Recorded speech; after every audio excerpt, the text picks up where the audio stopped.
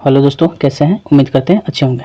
तो दोस्तों, हम क्लास 12th का बायोलॉजी शुरू किए हैं दोस्तों, जिसमें मैंने पिछले वीडियो में बताया था आपको कि कायिक प्रवर्धन से आप क्या समझते हैं और इसका कोई 2 उदाहरण दें। ठीक है दोस्तों, इस प्रश्न को मैंने कर दिया था। दोस्तों, इसके बाद जो है अब आज का जो प्रश्न है दोस्तों, इस वीडियो में हम लोग समझेंगे कि किशोर चरण क्या है ना। किशोर चरण को परिभाषित करना है दोस्तों। ठीक है, तो अगला जो है क्वेश्चन है दोस्तों, वो आज का रहेगा क्वेश्चन नंबर 8। ठीक है, तो क्वेश्चन नंबर 8 है दोस्तों। चलिए हम लोग लिखते हुए और समझते हुए चलेंगे। ठीक है, तो क्वेश्चन है आज का दोस्तों, किशोर चरण को परिभाषित करें। किशोर चरण को परिभाषित करें। किशोर चरण को परिभाषित करें। परिभाषित करें दोस्तों, अपने लक्ष्य से अडिग रहना चाहिए। ठीक है दोस्तों, जो मेहनत है, जो जितना ही मेहनत करता है ना दोस्तों, उतना ही वो ज़्यादातर ज्ञान की प्राप्ति करता है। पर वो भी कहाँ करना होता है दोस्तों, कहाँ करना होता है? तो ये वैसे जगह पर करना होता है जहाँ आपको सार्थक हो, जो आपके लिए सार्थक हो दोस्तों। ठीक है, तो वहाँ पर ज़रूर आप लोगों को केयर करना चाहिए। कहने का मेरा मतलब है कि पढ़ाई जितना ही करेंगे, जितना ही डीप में जाएंगे, उतना ही ज्ञान बढ़ेगी। पर यहाँ पर हम लोग को देखना है दोस्तों कि बोर्ड एग्जाम में कैसा क्वेश्चन आएगा, किस तरह से करना है ना, उसी को ध्यान में रखते हुए दोस्तों हम इस वीडियो को बना रहे हैं। ठीक है, जो आपको बोर्ड एग्जाम में काम आए दोस्तों। ठीक है, तो चलिए यहाँ पर एक प्रश्न रहा, किशोर चरण को परिभाषित करें। ठीक है, तो कैसे दीजिएगा परिभाषा? किशोर चरण का माने क्या? किशोरावस्था। किशोर चरण का माने क्या हुआ? किशोरावस्था। आप समझ सकें कि इस अवस्था में क्या क्या होता है। शरीर में बहुत सारे परिवर्तन होते हैं। शरीर में बहुत सारे क्या होते हैं? परिवर्तन होते हैं। तो किशोर चरण को आप क्या कह सकते हैं कि अगर शॉर्ट परिभाषा देना है दोस्तों, एक छोटा सा परिभाषा देना है, तो आप तो कह सकते हैं कि जब जन्म होता है, जन्म से लेकर, है ना, ये व्याख्या करने को कहे कि किशोर चरण की व्याख्या करें, परिभाषित ना करके व्याख्या करें, तो आप तो ऐसे भी दे सकते हैं कि जन्म से जनन अवस्था के बीच की जो भी अवस्था होती है वो किशोर अवस्था या किशोर चरण कहलाती है। तो शॉर्ट और सिंपल में बताना हो, शॉर्ट और सिंपल में बताना हो तो ऐसे कर सकते हैं उत्तर। क्या उत्तर करेंगे? कैसे देंगे उत्तर? सीधे कर सकते हैं कि जन्म से जनन अवस्था के बीच। जन्म से, कहाँ से? जन्म से जनन अवस्था के बीच। जनन अवस्था के बीच। जनन अवस्था के बीच। जन्म से जनन अवस्था के बीच की अवस्था, बीच की अवस्था क्या कहलाएगी? बता सकते हैं ना आप लोग? किशोर अवस्था या किशोर चरण कहलाती है। किशोर अवस्था, किशोर अवस्था या किशोर चरण, किशोर अवस्था या किशोर चरण कहलाती है। तो इस बात आप समझ गए कि जब जन्म होता है, जन्म से लेकर, मान लो बच्चे का ये जन्म हुआ, आज जन्म से लेकर आज जनन की अवस्था, जनन की अवस्था, है ना, पूरा उसका मैंने कहने का अर्थ है कि उम्र तो आप लोग समझ रहे हैं किशोर अवस्था, वहीं 12 से 18 के बीच जो अवस्था है, कौन सी अवस्था में आएगा? किशोरावस्था लोग मानते हैं, है ना। तो इस तरह से आप कह सकते हैं कि जन्म से जनन के बीच, जन्म से जनन अवस्था के बीच की जो भी अवस्था है, समझ जाना कि वो कौन सी अवस्था में आएगा? किशोरा अवस्था, किशोरा चरण में आता है। सिंपल था। क्वेश्चन नंबर 9 देखेंगे दोस्तों। ठीक है, क्वेश्चन नंबर 9 होगा दोस्तों कि प्रजनन चरण की व्याख्या करें। प्रजनन चरण की व्याख्या करें। ठीक है दोस्तों, प्रजनन चरण की व्याख्या करनी है। तो क्वेश्चन ये छोटा सा है दोस्तों, ज़्यादा अंक के नहीं है ना, इसलिए उसके हिसाब से उत्तर आप दे सकते हैं। प्रजनन चरण की क्या उत्तर दे सकते हैं? आप लोग बताएंगे अपने से। प्रजनन चरण क्या होता है? आप समझ सकते हैं कि जो पौधे होते हैं उसमें पुष्प के प्रकट होने के साथ जनन अवस्था प्रारंभ होती है ना। जंतुओं में किशोरा अवस्था के अंत से शुरू होकर जीर्ण अवस्था तक पहुंचने की जो अवस्था होती है, समझो कि वो प्रजनन चरण में होता है ना। तो आप ऐसे दे सकते हैं इसका उत्तर। कैसे लिखेंगे कि पौधे में पुष्पों के, पौधे में पुष्पों, पौधे में पुष्पों के प्रकट होने के साथ, प्रकट होने के साथ, प्रकट होने के साथ, प्रकट होने के साथ जनन अवस्था प्रारंभ होती है, जनन अवस्था प्रारंभ होती है, जनन अवस्था प्रारंभ होती है, प्रारंभ होती है। अच्छा, तथा जंतुओं में, तथा जंतुओं में, ये तो पेड़ पौधे की बात होगी, जंतुओं में, जंतुओं में किशोर अवस्था के अंत में, किशोर अवस्था के अंत में, किशोर अवस्था के अंत से लिखते हैं दोस्तों, अंत से शुरू होकर, शुरू होकर, अंत से शुरू होकर जीर्ण अवस्था तक, जीर्ण अवस्था तक, जीर्ण अवस्था तक, जीर्ण अवस्था तक पहुंचने की अवस्था, पहुंचने की अवस्था प्रजनन अवस्था या प्रजनन चरण कहलाती है। ठीक है, प्रजनन, प्रजनन चरण कहलाती है। ठीक है, कहलाती है। तो ये रहा दोस्तों कि प्रजनन की व्याख्या करनी थी कि पौधे में पुष्प के प्रकट होने के साथ, कोई पौधा है जब तक वो पुष्प प्रकट होता है तब पुष्प प्रकट होने के साथ जनन की अवस्था प्रारंभ होती है, जनन होता है, वो अवस्था प्रारंभ होती है। और जंतुओं में क्या होता है कि किशोरावस्था के अंत से, जैसे किशोरावस्था खत्म होता है उसके अंत से शुरू होकर जीर्ण अवस्था तक पहुंचने की जो अवस्था होती है वो प्रजनन चरण कहलाती है। ओके, अब रही बात की अगला क्वेश्चन है दोस्तों, हम देखते हैं जीर्णावस्था, या इसको बोल सकते हो जीर्णता चरण से आप क्या समझते हैं। ठीक है, जीर्णता चरण से क्या समझते हैं, तो ये क्वेश्चन हम देखते हैं दोस्तों। एक तो देखिए किशोराचरण है ना, किशोर चरण जिसको बोलेंगे, प्रजनन चरण हो गया, और क्वेश्चन है क्वेश्चन नंबर 10 हम करते हैं दोस्तों, क्वेश्चन नंबर 10 की बात करते हैं। जीर्णता चरण या लिख सकते हैं आप जीर्णता अवस्था, तो इसको मिटाते हैं, क्वेश्चन नंबर 10 की ओर चलते हैं।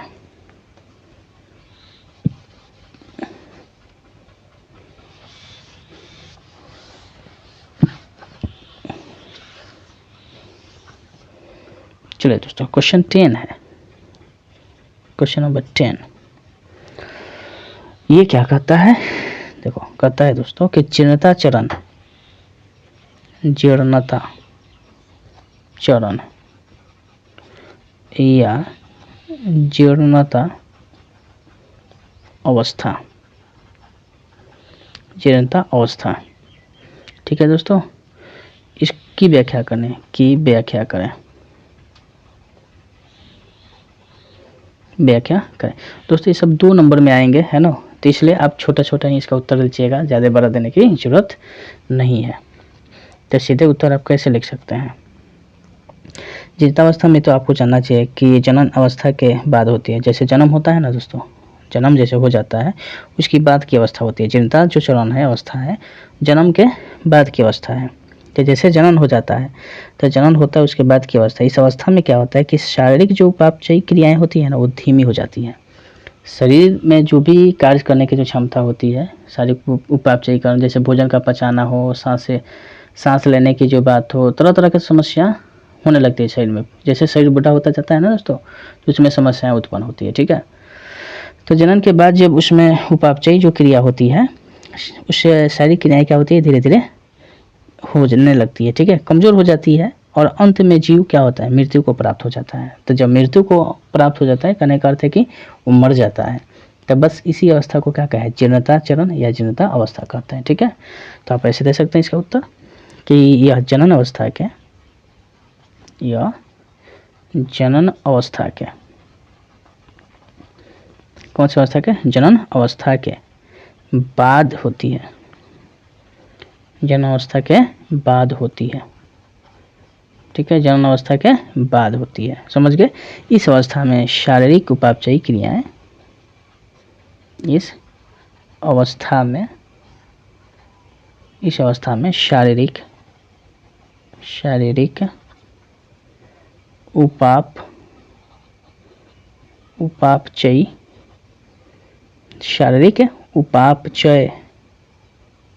उपापचय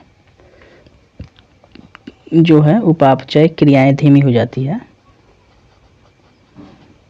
उपापचय क्रियाएं धीमी हो जाती है,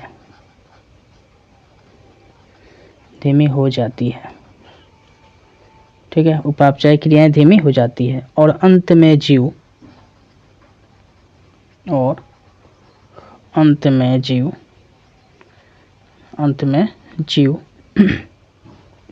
मृत्यु को प्राप्त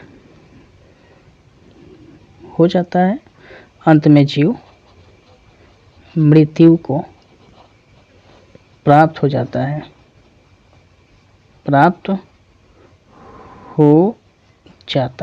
ठीक है, हो जाता है। तो दोस्तों ये समझे आप लोग, प्रश्न 10 की बात मैंने किया इसमें, है ना दोस्तों। प्रश्न कितना हो गया इसमें, 10 हो गया दोस्तों, ठीक है। तो आप लोगों ने समझा इसमें कौन कौन अवस्था, किशोर चरण देखा, प्रजनन चरण देख लिया, है ना, जीर्णता या चरण अवस्था देख लिया। अब हम दोस्तों क्वेश्चन करेंगे 11, क्वेश्चन नंबर 11 दोस्तों, ठीक है। क्वेश्चन नंबर 11 है दोस्तों कि अपनी जटिलता के बावजूद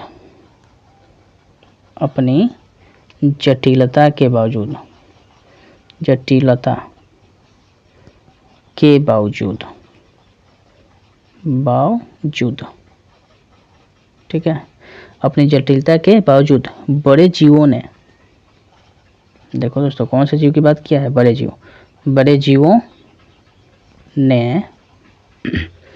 जीवों ने लैंगिक प्रजनन को पाया है, क्यों? लैंगिक प्रजनन को पाया है, क्यों? लैंगिक प्रजनन को पाया है, क्यों? अब पूछ दिए इसमें क्यों पाया है, कहने का मतलब सुनिए दोस्तों, इस क्वेश्चन को समझिए पहले क्या करें कि अपनी जटिलता के बावजूद, कहने का मतलब है कि हम लोग की जनसंख्या ज़्यादा है, जटिलता है, तो जो ज़्यादा है जटिल जनसंख्या है, तो जीव जो है, बड़े जो जीव है वो लैंगिक प्रजनन को पाया है, क्यों? लैंगिक प्रजनन को क्यों पाया? इसको अलैंगिक होना चाहिए, क्योंकि अलैंगिक जनन में जीवों की संख्याओं में वृद्धि क्या होती है, जल्दी होती है, ज़्यादा बढ़ती है। तो हम लोग का भी तो वही है, तो ऐसा ही होना चाहिए। ऐसा बोला कि क्यों नहीं हुआ, यानी बड़े जीव लैंगिक प्रजनन को ही क्यों पाया, अलैंगिक को क्यों नहीं, कहने का मतलब ये रहा, ठीक है। इस प्रश्न का क्या उत्तर दोगे, सोचो, अपने सोचिए तो आप लोग क्या उत्तर दे सकते हैं। आपको ये ध्यान देना चाहिए कि जो लैंगिक जनन होता है, तो लैंगिक जनन द्वारा जो जीव होते हैं ना, जीवों की जाति की निरंतरता बनी रहती है, समझे। लैंगिक जनन जो होता है उसमें जीवों की जो जाति होती है ना, उसकी निरंतरता बनी रहती है, और जाति में विविधता भी उत्पन्न होती है, जाति में विविधता भी देखने को मिलता है। कुछ जीव जैसे मान लो शैवाल है, कवक है ना, और लैंगिक जनन करते हैं, लेकिन उसमें प्रतिकूल जो परिस्थिति है वो आने से पहले ही लैंगिक जनन करते हैं, समझ गए। यही इसका उत्तर दे सकते हैं ऐसे कि जटिलता, इसका उत्तर लिख सकते हैं ऐसे, जटिलता, अपनी जटिलता लिख सकते हैं, या जटिलता के बावजूद बड़े जीवों ने,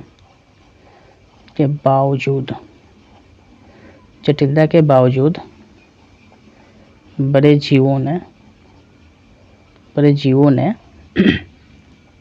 लैंगिक जनन को अपनाया है, लैंगिक जनन को अपनाया है, लैंगिक जनन को अपनाया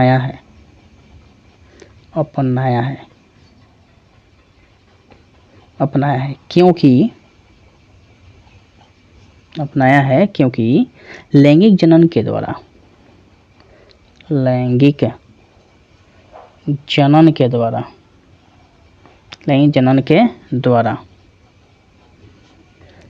जनन के द्वारा जीवों में जाति की निरंतरता,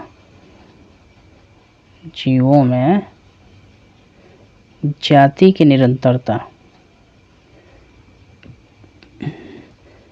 सही तो लिखे थे दोस्तों, जाति की निरंतरता, निरंतरता बनी रहती है ना, निरंतरता बनी रहती है, बनी रहती है। एक तो बात यह है, तथा आप ये भी तो लिख सकते हैं, तथा विविधता भी उत्पन्न होती है, विविधता, विविधता भी उत्पन्न होती है, विविधता भी उत्पन्न होती है। कुछ जीव जैसे, मान लो कुछ जीव ले लेते हैं, कुछ जीव जैसे कौवक हो गया, कैसे, जैसे में क्या लिया, शैवाल और कौवक, शैवाल व कौवक, शैवाल व कौवक। बताओ इसमें कौन सा जनन होगा, आप जानते हैं शैवाल और कौवक में कौन सा जनन होता है, अलैंगिक होता है। जैसे शैवाल और कौवक अलैंगिक, शैवाल और कौवक अलैंगिक जनन करते हैं, जनन करते हैं, ठीक है। लेकिन प्रतिकूल परिस्थितियों के, लेकिन प्रतिकूल परिस्थितियों के, दोस्तों दिख जाएगा, नहीं दिखेगा तो बोल रहे हैं तो लिख लेना, ठीक है। लेकिन प्रतिकूल, प्रतिकूल परिस्थितियों के, अब परिस्थितियों के, अगर नहीं दिखे तो लिख सुनकर लिख लीजिएगा, ठीक है। परिस्थितियों के समझ रहे हो ना, परिस्थितियों के आने से पूर्व लैंगिक जनन करते हैं, परिस्थितियों के आने से पूर्व, आने से पूर्व लैंगिक जनन करते हैं, ठीक है, लैंगिक जनन करते हैं, लैंगिक जनन करते हैं, ठीक है दोस्तों। देखिए तो इस प्रश्न का उत्तर आप इतना ही दे देंगे तो आपका ये सही हो जाएंगे, ठीक है। चलिए तो ये प्रश्न कितना रहा, 11 प्रश्न आपने देखा दोस्तों, ये प्रश्न 11 है। और ये जो भी प्रश्न कर रहे हैं ना दोस्तों, आपका बहुत इंपॉर्टेंट सब प्रश्न है दोस्तों, ठीक है। ज़्यादा चांस बने रहते हैं पेपर में आने का, ठीक है ना दोस्तों। आगे हम लोग देखेंगे क्वेश्चन नंबर 12 देखेंगे दोस्तों। क्वेश्चन 12 क्या कह रहा है, तब तक इसको मिटाते हैं।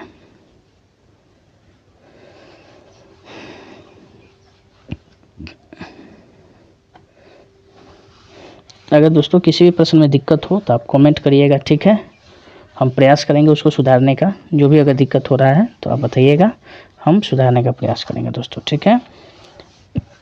चलिए आप इसका एक कॉपी भी अलग कर लीजिएगा, है ना दोस्तों, एक कॉपी एक अलग कर लीजिएगा ताकि इस दिक्कत ना हो, ठीक है। अलग कॉपी रहेगा ना तो इसमें आपको सुनाने में, हर तरह से देखने में नोट्स बढ़िया आपका तैयार हो जाएगा। चलिए क्वेश्चन नंबर दोस्तों हम 12 कर रहे हैं। क्वेश्चन नंबर कितना, 12। क्वेश्चन 12 है दोस्तों कि क्वेश्चन ये कर रहा है, व्याख्या करके बताइए कि, व्याख्या करके बताइए कि, व्याख्या करके बताइए कि, दोस्तों दिख रहा है क्वेश्चन, दिखना चाहिए, कि अर्धसूत्री विभाजन तथा, देखो अर्धसूत्री विभाजन, अर्धसूत्री विभाजन तथा युग्मक जनन, तथा युग्मक, युग्मक जनन, युग्मक जनन सदैव अंतर संबंधित होते हैं, सदैव, सदैव अंतर संबंधित होते हैं, अंतर संबंधित होते हैं। अंतर संबंधित का मतलब लिख सकते हो अंतर्बद्ध, अंतर्बद्ध भी लिख सकते हैं दोस्तों, ठीक है, अंतर्बद्ध होते हैं। चलो ये प्रश्न रहा, ठीक है। अब सोचो पहले कि इसका उत्तर देंगे कैसे। व्याख्या करके बताइए कि अर्धसूत्री विभाजन की बात किया है तथा युग्मक जनन। अर्धसूत्री विभाजन तथा युग्मक जनन सदैव अंतर संबंध होते हैं, एक दूसरे से जुड़े होते हैं, ये बताना है। कैसे व्याख्या करोगे तो आपको तो मालूम होगा, आप तो जानते हैं ना कि युग्मक जनन जो होता है वो 2 प्रकार का होता है दोस्तों, जिसमें क्या होता है, नर और मादा होता है। आपको मालूम है कि ये जो है युग्मक है ना, क्या करते हैं, अगुणित कोशिकाएं होती है और अगुणित जो जनक होते हैं समसूत्री विभाजन के द्वारा युग्मक बनाते हैं, समझे ना, समसूत्री विभाजन के द्वारा युग्मक बनाते हैं दोस्तों। तो ये तो बात आप समझते हैं। अच्छा, आपको ये भी मालूम होना चाहिए दोस्तों कि अधिकांश जो होते हैं जीवों में जनक जो होते हैं ये द्विगुणित रहते हैं, और द्विगुणित जीव जो होते हैं और सूत्री विभाजन के द्वारा अगुणित युग्मक तैयार करते हैं। तो अर्धसूत्री विभाजन के अंत में हर युग्मक में गुणसूत्र का केवल सेट रहता है ना। तो आप इसको ऐसे भी उत्तर दे सकते हैं। तो कैसे लिखेंगे, लिख सकते हैं कि युग्मक जनन से 2 प्रकार, ऐसा लिख सकते हैं युग्मक, ये वाला बात है, समझ रहे हैं दोस्तों, इसकी बात कर रहे हैं, ठीक है। युग्मक जनन से 2 प्रकार, कौन कौन, एक तो नर और मादा, नर व मादा लिख सकते हैं, ठीक है, नर व मादा के युग्मक बनते हैं,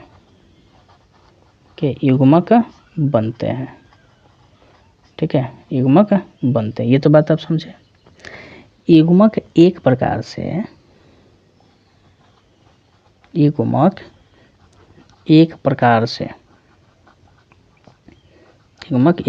से अगुणित कोशिकाएं हैं,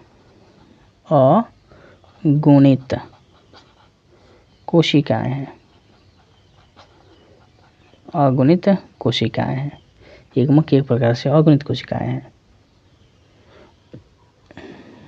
अगुणित जनक जो होते हैं, अगुणित जनक की बात करें, अगुणित जनक समसूत्री विभाजन के द्वारा, समसूत्री, देखो ये जो होते हैं अगुणित जनक होते हैं ना, वो कौन सा सूत्री, समसूत्री विभाजन, ठीक है, समसूत्री विभाजन के द्वारा, समसूत्री विभाजन के द्वारा युग्मक बनाते हैं,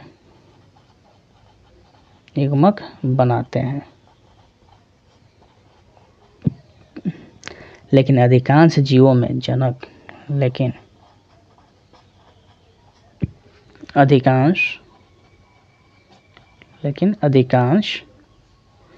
जीवों में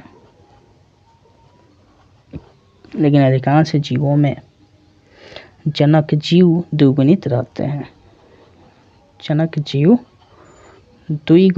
हैं, दोस्तों, ठीक है, द्विगुणित रहते हैं। इसलिए दोस्तों माफ़ करिएगा, खांसी कभी कभी आ जा रहा है,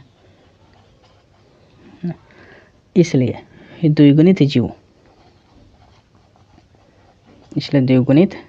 जो है दोस्तों, द्विगुणित जीव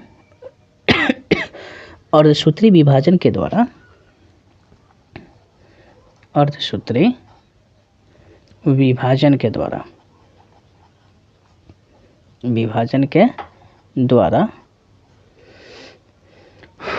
अगुणित युग्मक तैयार करते हैं,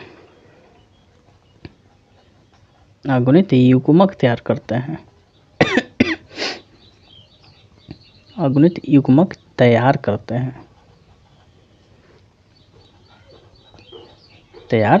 करते हैं और सूत्री विभाजन के अंत में, और सूत्री आप लिख सकते हैं विभाजन के अंत में, ठीक है, और सूत्री विभाजन के अंत में क्या, अंत में बताना चाहिए आपको, अंत में हर युग्मक में, अंत में है लिख लेना दोस्तों, हर युग्मक समझ रहे हो ना, इसमें नर और मादा दोनों आता है, ठीक है, बार बार शब्द पर ध्यान दीजिएगा। युग्मक में गुणसूत्र का केवल सेट रहता है, गुणसूत्र का केवल सेट रहता है, ठीक है, सेट रहता है, सेट लिख देंगे चाहे सेट रहता है, ठीक है। चलिए दोस्तों, तो इस प्रश्न का जो है ना उत्तर आप ऐसे दे सकते हैं दोस्तों, ठीक है। और भाई दोस्तों, इससे एक इम्पोर्टेंट क्वेश्चन, इससे महत्वपूर्ण क्वेश्चन, तो दोस्तों हम कोशिश करेंगे नेक्स्ट क्वेश्चन इसी वीडियो में बना देते हैं दोस्तों, ठीक है। आइए नेक्स्ट जो क्वेश्चन है दोस्तों, समझिए, बाह्य निषेचन की व्याख्या करनी है दोस्तों, ठीक है। कौन सी निषेचन की? बाह्य निषेचन की, बाह्य निषेचन की व्याख्या करनी है और इसका नुकसान भी बताना है, ठीक है। अगला प्रश्न है दोस्तों, आइए तो इसको पहले मिटाते हैं। चलिए दोस्तों, 12 नंबर क्वेश्चन हो गया। क्वेश्चन नंबर 13 देखते हैं दोस्तों, ठीक है। क्वेश्चन नंबर कितना? 13।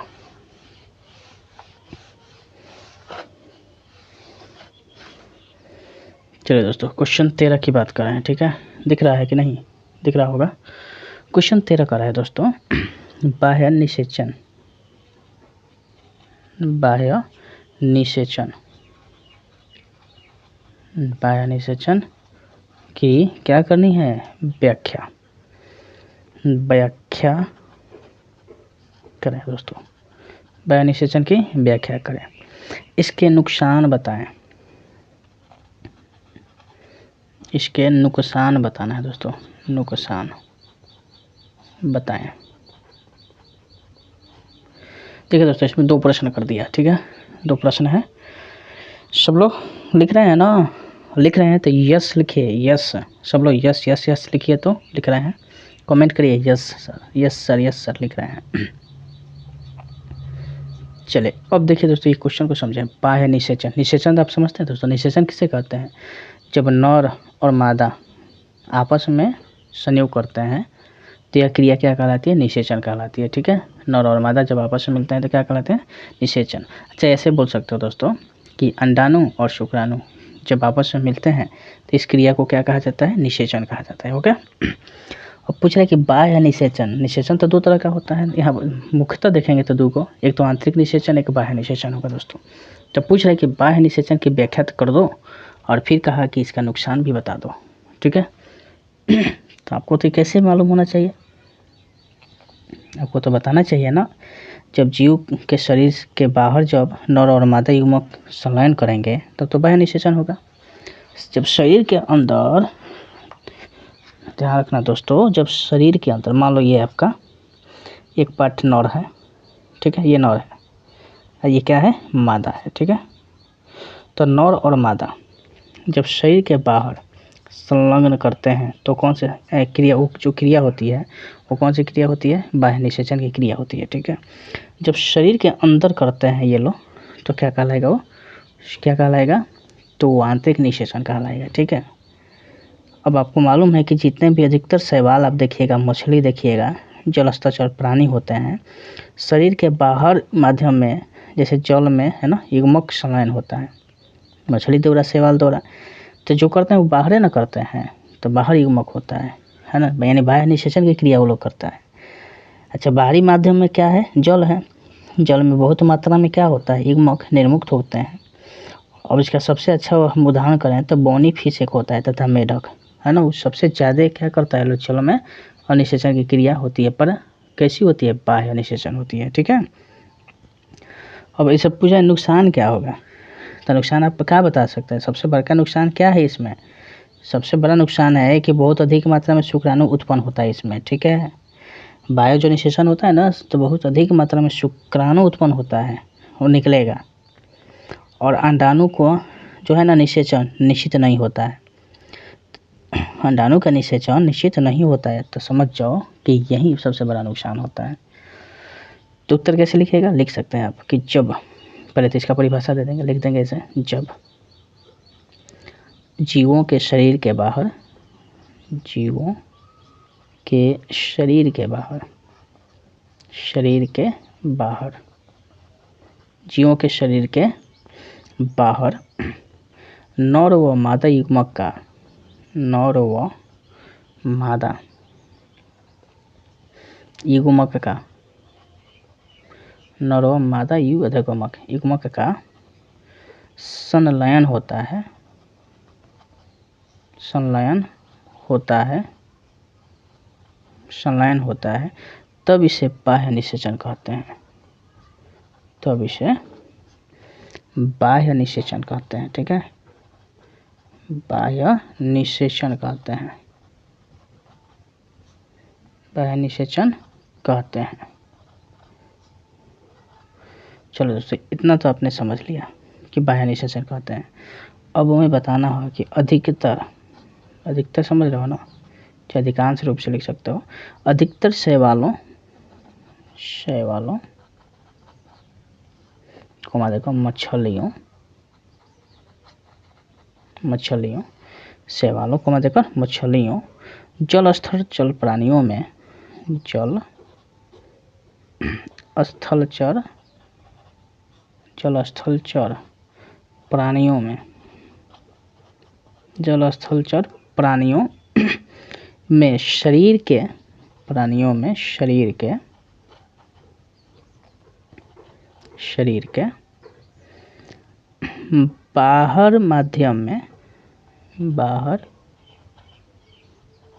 बाहर माध्यम में, ठीक है, बाहर माध्यम में, बाहर माध्यम में क्या होगा, जैसे जल में, बाहर माध्यम का मतलब क्या, जैसे बता सकते हैं, जैसे लिख सकते हो जल में, ठीक है, जल में क्या जल में युग्मक संलयन होता है, युग्मक संलयन होता है, ठीक है, युग्मक संलयन होता है। तो जल में युग्मक संलयन होता है, ये तो आप समझ गए। बाहरी माध्यम जल में, यानी बाहरी माध्यम, बाहरी माध्यम, बाहरी माध्यम क्या था इसमें, जल ना लिए थे, बाहरी माध्यम जल में, बाहरी माध्यम जल में बहुत अधिक मात्रा में, बहुत अधिक मात्रा में, बहुत अधिक मात्रा में, बहुत अधिक मात्रा में युग्मक निर्मुक्त होते हैं, युग्मक निर्मुक्त होते हैं,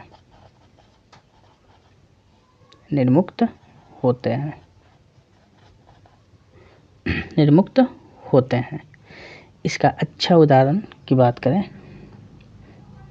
है ना, जैसे में लिख सकते हो, जैसे में बता सकते हो, बोनी फिश तथा मेढक, बोनी, बोनी फिश, फिश मैंने समझते हो ना, मछली, छोटी मछली, तथा मेढक की बात कर रहे हैं, मेढक मेन उदाहरण है, छोटी छोटी मछली है, और जो मेढक होता है ना, ये सब में कौन सा निषेचन देखने को मिलेगा, जल में बाह्य निषेचन। ठीक है, अच्छा बात अब बोला कि इसके मुख्य नुकसान बताइए ना, तो समझाए थे दोस्तों, तो इसको पैराग्राफ चेंज करके लिख सकते हो, इसका लिखोगे सबसे बड़ा नुकसान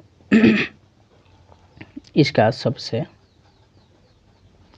बड़ा नुकसान, बड़ा नुकसान क्या बताए थे, याद है, जल्दी से बोलिए क्या है, बड़ा नुकसान यह है कि, यह है कि, यह है कि इसमें बहुत अधिक शुक्राणु उत्पन्न होते हैं, इसमें बहुत अधिक, बहुत अधिक शुक्राणु, बहुत अधिक शुक्राणु उत्पन्न होते हैं, उत्पन्न होते हैं, ठीक है, उत्पन्न होते हैं, क्योंकि अंडाणु का निषेचन निश्चित नहीं होता, क्योंकि अंडाणु का, अंडाणु का निषेचन निश्चित नहीं होता है, निषेचन, निषेचन निश्चित नहीं होता है, निश्चित नहीं होता है। चलिए दोस्तों, तो इस प्रश्न का उत्तर आप लोग ऐसे देंगे दोस्तों, ठीक है। फिर हम लोग मिलेंगे दोस्तों नेक्स्ट वीडियो में, तब तक के लिए इतना ही। जय हिंद, जय भारत।